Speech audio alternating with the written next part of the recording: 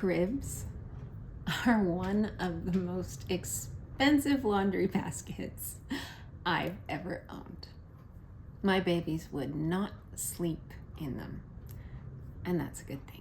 I'll tell you why in a minute. You're probably here because you're trying to figure out where your baby should sleep once they're born. Everyone says you need a crib. You're setting up a nursery, and you want to do this right. And I'm here to help you. My name is Corrine. I am a mom of 6. I'm a parent coach. I'm a former doula and childbirth educator. I've developed multiple courses to help new moms. I've provided pre- and postnatal support to so many women I've lost count. I've had peer-reviewed research published on the beneficial outcomes of the mother support programs I've developed, and I'm here to support you on your motherhood journey through research-backed practices. If you want to know what you actually need before your baby's born, you can grab my free checklist from the link with this video.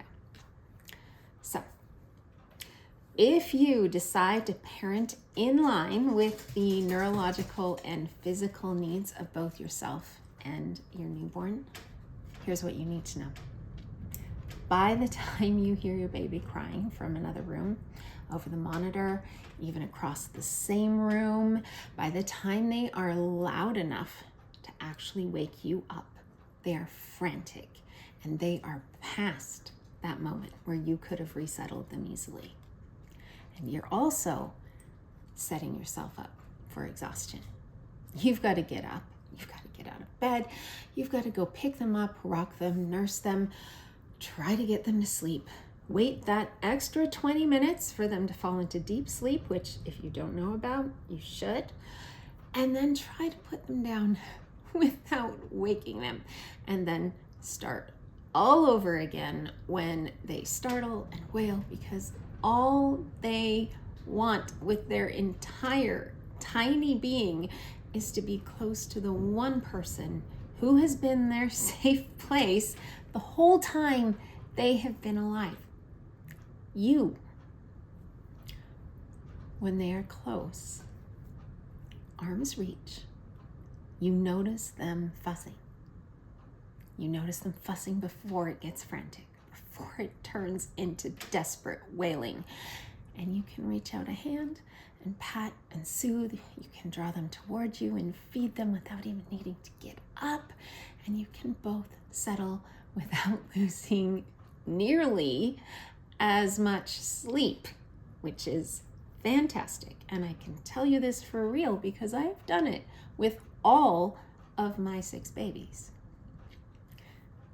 And more importantly, meeting and anticipating your baby's needs with awareness sets them up for optimism, for healthy attachment styles, for belief in their own self-worth that will go with them all the way into their adult life.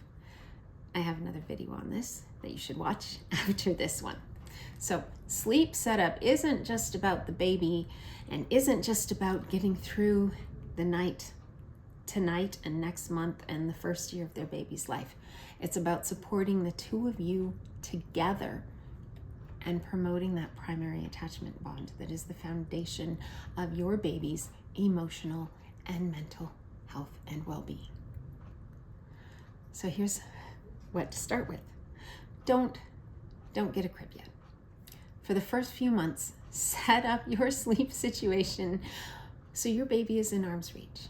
Bedside bassinet, co-sleeper, a bed rail, if you want, whatever works for your space. Save the crib decision for later, when you actually know how it's going to go with you and your baby and what you and your baby actually need. And I know that there are piles of people offering to buy you stuff right now, and you need to make a registry and everything else. So here's, just do this instead. Just ask them to give you a gift certificate to a baby store and tell them you need to figure out what you need by actually having a baby and taking care of it before you go and buy a super expensive item that might just become the most expensive laundry basket you've ever owned.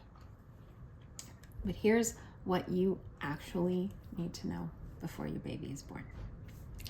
How you meet your child's basic physical and emotional needs for the first 2 years of their life sets up their nervous system and their expectations of the world for their entire life. Those pathways are set in infancy. You have one chance to get this right, and it is affected by every choice you are making right now as a new mom. So check out my next video, because I'm going to tell you exactly what you need to know in order to be able to support your baby right now.